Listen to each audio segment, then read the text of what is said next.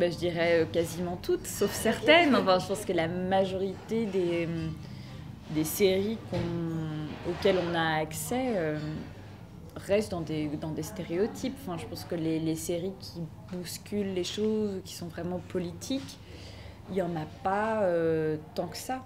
Et puis il y en a aussi, la plupart juste, c'est un sujet qui n'existe pas. C'est-à-dire que si déjà il y a des personnages féminins, la sexualité n'est pas du tout traitée. Enfin, ce n'est pas un sujet en soi.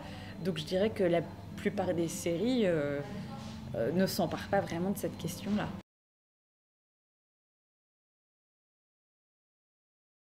En fait, ça, c'est parti vraiment de la langue, en fait, parce que moi, je regarde les séries en anglais et j'écris les traductions moi-même des dialogues que j'entends dans les séries. Et en écrivant donc le deuxième chapitre de mon livre sur le plaisir, je me suis rendu compte que je ne faisais que des répétitions. Et déjà, donc, ça m'a interrogée, moi, dans mon écriture, comment parler du plaisir féminin, de la masturbation, de voir les mots qui existaient en anglais et ceux qui n'existaient pas en français ou vice-versa. Et aussi de voir face à la censure aux États-Unis, donc face à une commission qui s'appelle FDS, comment est-ce que les scénaristes étaient obligés d'inventer eux-mêmes des mots pour parler d'anatomie féminine. Donc dans mon livre, je donne l'exemple de Shonda Rhimes, qui ne peut pas prononcer le mot vagin, parce qu'il y a une connotation sexuelle à ce moment-là, puisque Miranda Bailey, donc une des médecins, voit son interne qui la regarde alors qu'elle est en train d'accoucher. Elle lui dit « Arrête de regarder mon vagin ». Et comme il regarde son vagin, peut-être de manière un peu sexualisée, ce mot a été censuré. Donc Shonda Rhimes a inventé le mot « VJJ ».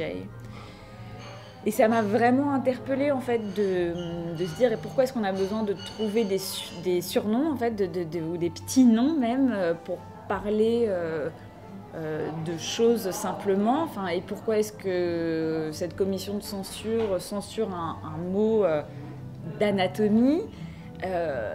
Comment est-ce que nous, en fait, quand on voit ce genre de série et qu'on n'a pas accès, en fait, à ce vocabulaire-là, qu'est-ce que ça provoque en nous? Et en fait, je me suis rendu compte qu'il y avait un énorme manque de vocabulaire, mais c'est aussi parce que c'est très difficile de parler d'anatomie féminine, de plaisir féminin, que de dire le mot clitoris, c'est encore un peu un acte politique, on se demande pourquoi. Donc voilà, et que même de se dire je me masturbe quand on est une femme, c'est quelque chose qu'on entend très peu. On entend peu les femmes dire je me branle, donc c'était comme si ce vocabulaire associé à la masturbation masculine était passé dans le langage courant, je m'en branle par exemple, alors que finalement dans le langage français, tout ce qui est autour de la masturbation féminine n'était pas encore entendu, on ne savait pas encore utiliser ces mots. Donc par exemple quand on voit un film comme Divine, où un des personnages dit j'ai du clito pour dire j'ai une certaine force, et que la réalisatrice, quand elle reçoit un prix à Cannes, redit ce mot-là. Donc même si c'est un film d'ailleurs par ailleurs que je ne trouve absolument pas féministe, mais c'est une manière de se réapproprier le langage qui bouscule les codes dont on a l'habitude. Donc de dire j'ai du clito plutôt que t'as des couilles, c'est de se dire est-ce que finalement il n'y a pas un travail à faire autour de la langue pour se réapproprier la langue française, pour que le plaisir féminin ait autant d'importance que le plaisir masculin, et que aussi l'anatomie féminine puisse être synonyme de pouvoir. Voilà, donc j'ai du clito, de se dire que ça peut devenir une expression pour dire j'ai du pouvoir.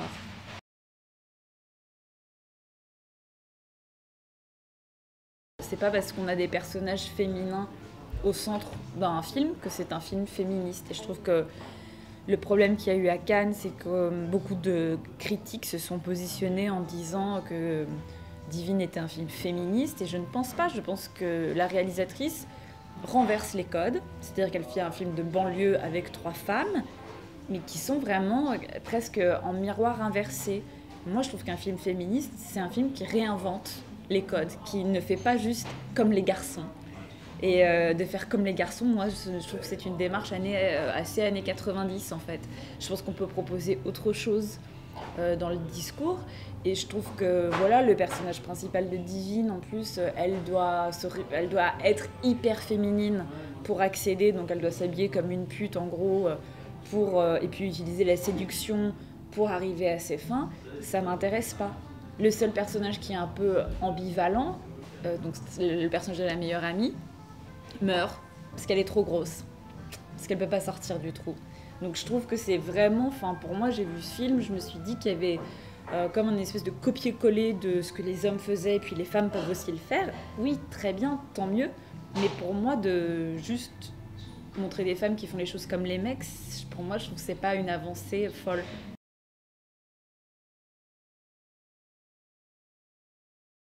Le male gaze, c'est un terme qui a été écrit par une auteure qui s'appelle Laura Mulvey en 1975 dans une revue qui s'appelle Screen. Et c'est devenu un peu un texte important pour toute la critique féministe aux États-Unis, pour parler de cinéma, la théorie aussi psychanalytique. L'idée du male gaze, c'est que en fait, le regard qui est derrière la caméra est aussi un regard genré. Et que donc, si c'est un homme qui filme, et ben peut-être qu'il va y avoir une différence que si c'était une femme. C'est pas forcément automatique, mais ce que dit Laura Mulvey dans son article de 75, dans les films qu'elle a analysés, c'est que lorsque un homme filmait les femmes, elles étaient souvent filmées comme des objets passifs du désir. Donc il y avait une objectification en fait du corps féminin dans le cinéma qu'elle avait analysé. Et c'est donc un concept que je reprends dans mon livre pour expliquer que, par exemple, une scène de viol, si on n'est pas dans le regard de la victime, mais si on est dans le regard de l'agresseur, c'est quelque chose de compliqué si ce n'est pas abordé. C'est-à-dire qu'en fait, on a tellement l'habitude de voir les choses à travers le regard masculin qu'on ne se pose plus la question de ce qui se passe.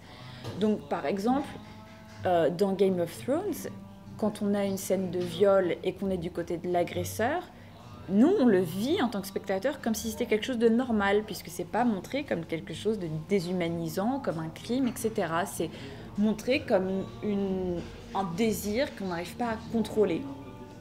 Pour moi, c'est extrêmement problématique, puisque je pense que les réalisateurs ont une vraie responsabilité, quand on montre un viol, de dire que c'est un viol. C'est-à-dire que si l'agression n'est pas représentée comme une agression, ce qui se passe pour le spectateur, c'est que ce n'est pas vécu comme une agression.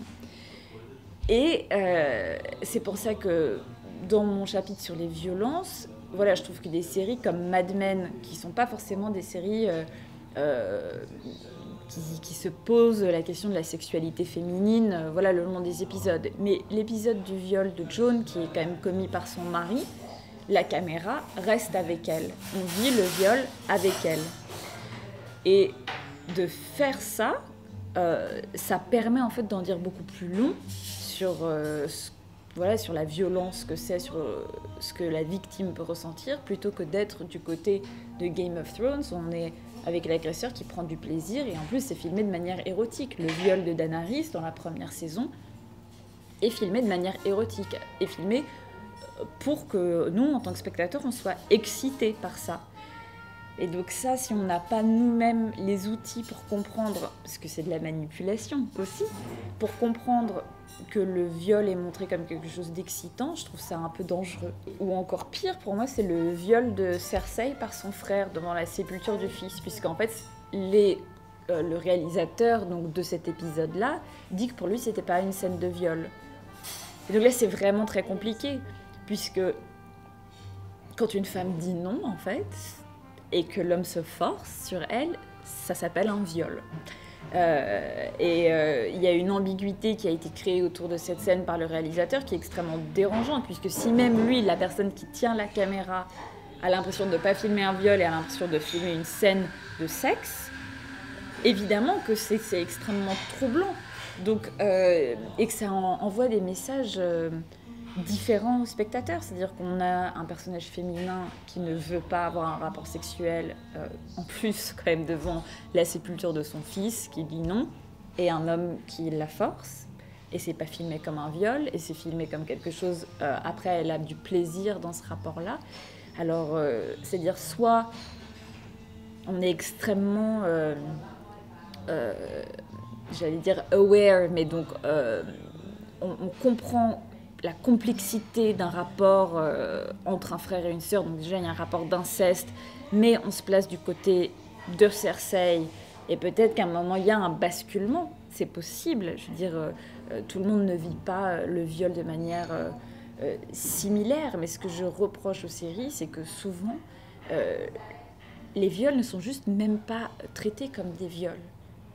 Je ne pense pas qu'il faut qu'il y ait une standardisation de la manière dont on voit les vols, mais juste au moins qu'on ait la décence d'être du côté de la victime si c'est un viol et qu'on ne soit pas dans le male gaze qui érotise le viol. En fait, c'est juste ça. En fait, érotiser le viol, pour moi, c'est extrêmement grave.